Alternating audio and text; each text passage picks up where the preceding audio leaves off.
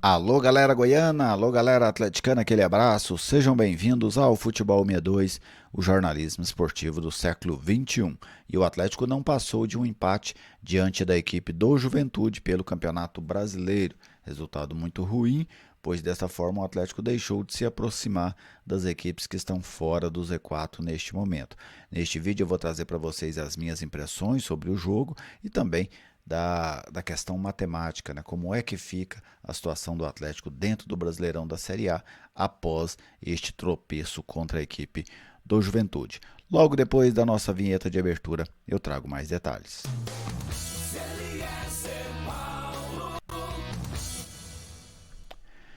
Estou aqui no Futebol 62 e com muita alegria recebo a sua visita. Seja bem-vindo ao canal, uma satisfação contar com a sua audiência.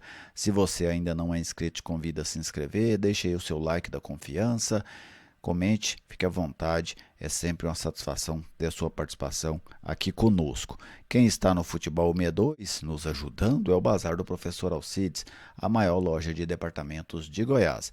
Se você precisa de roupas, calçados, material esportivo, material escolar, tudo isso você encontra no Bazar do Professor Alcides. Bazar do Professor Alcides, um nome de confiança em Goiás.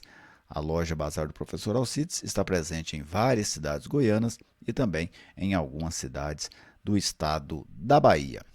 Vamos conferir aqui como é. Saiu a vinheta aí de novo. Mas vamos conferir aqui como foi que as equipes começaram esse jogo lá em Caxias do Sul. Aí está o Atlético de Renando do Gasal, Wanderson e Arthur Henrique, Maranhão e Baralhas, Ayrton, Rato e Luiz Fernando. Lá na frente, o Diego Churin. Agora vamos conferir a equipe do Juventude, do Lucas Zanelli. Zanelli, né? Zanelli. Ele que é o técnico interino do Juventude. Juventude de Pegorari, Paulo Henrique, o Thalisson, Kelvin, Vitor Mendes e o Rodrigo Soares. Jadson, Elton e o Chico. Lá na frente o Rafinha, o Isidro Pita e o Capixaba. Agora a gente observa os principais números do jogo. Vamos a eles. Aqui estão os principais números do jogo deste Atlético 1, Juventude 1, jogo que aconteceu lá no estádio Alfredo Jaconi, em Caxias do Sul. Posse de bola, 51% para o Juventude, 49% para o Atlético. Essa posse de bola foi invertida no segundo tempo, né? Pois no primeiro tempo o Atlético teve uma média ali de 66% de posse de bola, sempre acima de 60%. Finalizações, 19 do Juventude, sendo 6 na direção do gol, 8 do Atlético com 3 na direção do gol. Precisão nos passes, 88% para o Juventude, 83% para o Atlético. Os cruzamentos, 43 do Juventude, que ganhou 12. Olha só, o Juventude ganhou 12 bolas aéreas do Atlético. E o Atlético fez 19 e ganhou 6. Lançamentos, 52 do Juventude, 33 corretos, 67 do Atlético, 39 corretos. Desarmes, 7 do Juventude, 18 do Atlético. Escanteios, 7 para o Juventude e 4 para a equipe do Atlético. Agora, vamos aos mapas de calor. Começando aqui pelo mapa do Juventude. O Juventude forçando o jogo pelos dois lados, né? A gente pode observar aí uma característica. Muitos times apresentam essa característica, né? Do lado esquerdo, o Juventude tendia a levar a bola até a linha de fundo. Do lado direito, o Juventude normalmente resolvia os lances ali da entrada da área, quase sempre com um cruzamento, mas é um time que procurava muito os lados de campo. E o Atlético oferta isso ao adversário, né? O Atlético tem encontrado muitas dificuldades em marcar pelos lados de campo, e cruzar bolas na área do Atlético é algo que compensa. Então, se compensa, o que é que os adversários fazem? Abrem as jogadas e cruzam na área.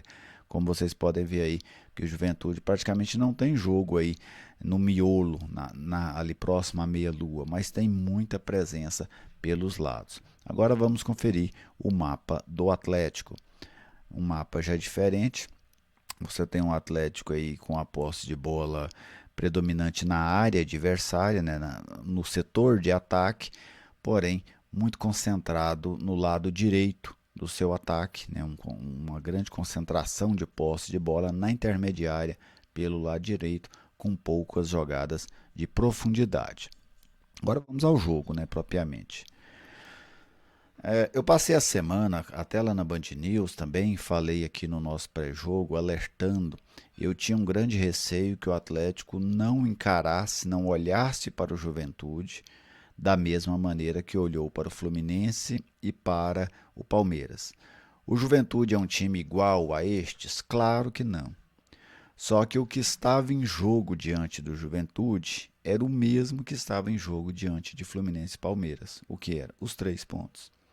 Você ganhar do Juventude, ganhar do Palmeiras, ganhar do Fluminense, em termos de mídia, em termos de repercussão, não é a mesma coisa, mas matematicamente é.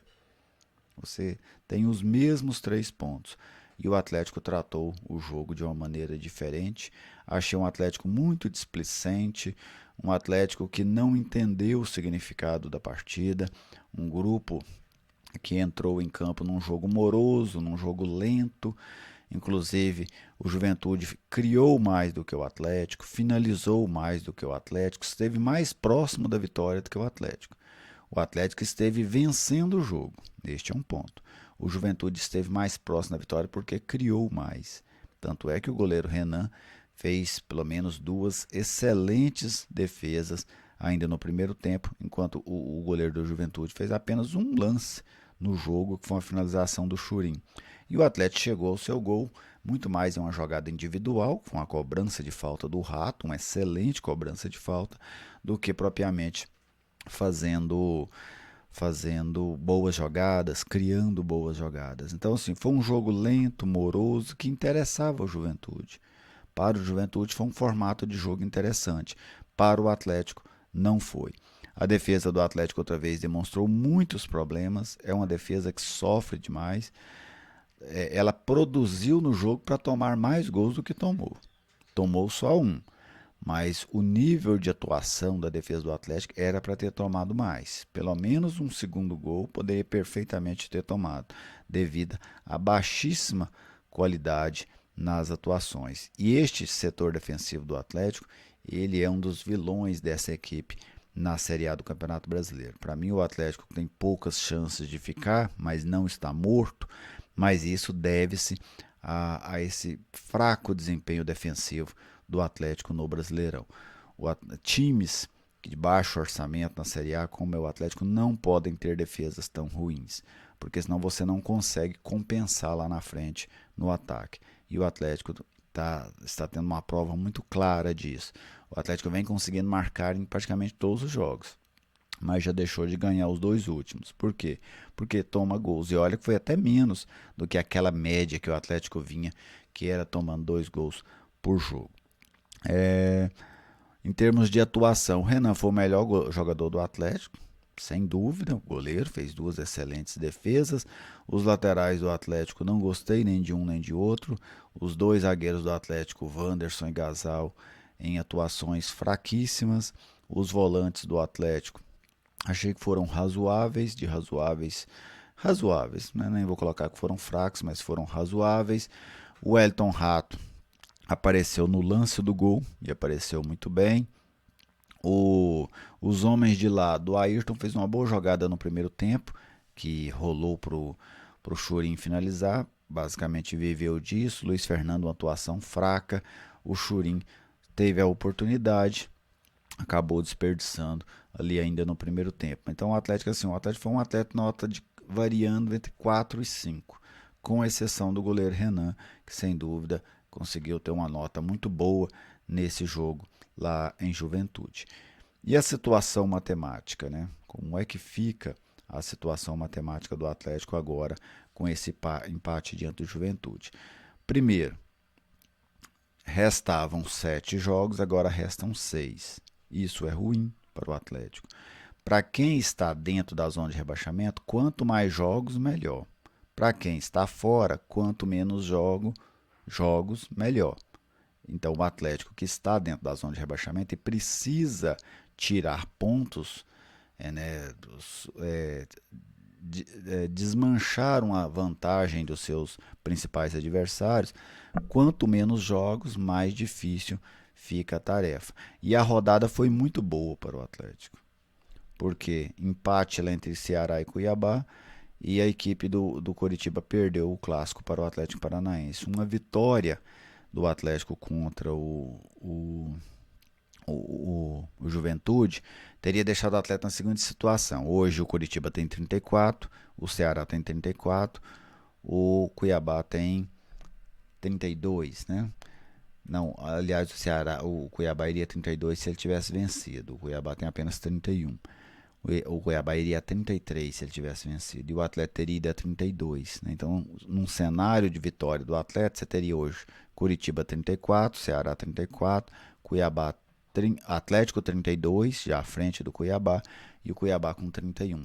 Então, o Atlético já jogava contra o Ceará para sair da zona do rebaixamento.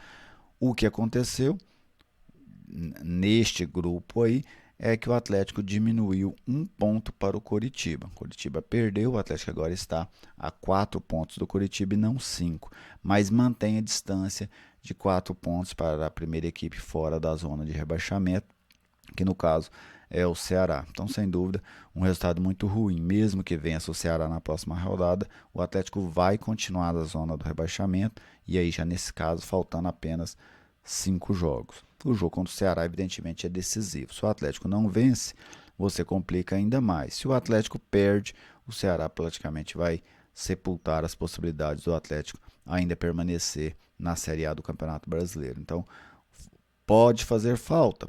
Pode, não sei. Eu vi até muita gente matando o Atlético já. Tá fora. Para mim, não. Para mim, a probabilidade de cair é grande, mas não vejo o Atlético como morto. O Atlético deixou de diminuir as suas possibilidades de queda para o rebaixamento. Para você ter uma ideia, neste momento, até pegar aqui para vocês, o risco que cada um time corre neste instante. O Atlético corre um risco de 82% de rebaixamento. Esse é o risco do Atlético, ou seja, o Atlético tem aí 82,9%, praticamente 83%. Então o Atlético tem neste momento, segundo a Universidade Federal de Minas Gerais, o Atlético tem 17% ou 17,1% de probabilidades de ficar na Série A. Se tivesse vencido esse jogo, sem dúvida esse número hoje seria menor. O Atlético estaria ali provavelmente na casa ali de 64, 62% mais ou menos de probabilidade de ficar. Mas tem esperança, né? O Atlético já chegou a ter 98% de risco, agora tem 82%, deu uma reduzida boa. Então o Atlético ainda tem esperanças e precisa lutar por elas. E esse jogo contra o Ceará é fundamental para isso. Bom, era isso que eu queria trazer para vocês. Fique à vontade para comentar, discordar, concordar. Tudo isso faz parte aqui do nosso trabalho e faz parte da democracia, né? Fique à vontade, é sempre uma satisfação ter o seu comentário aqui no Futebol 62. Um grande abraço e até a próxima.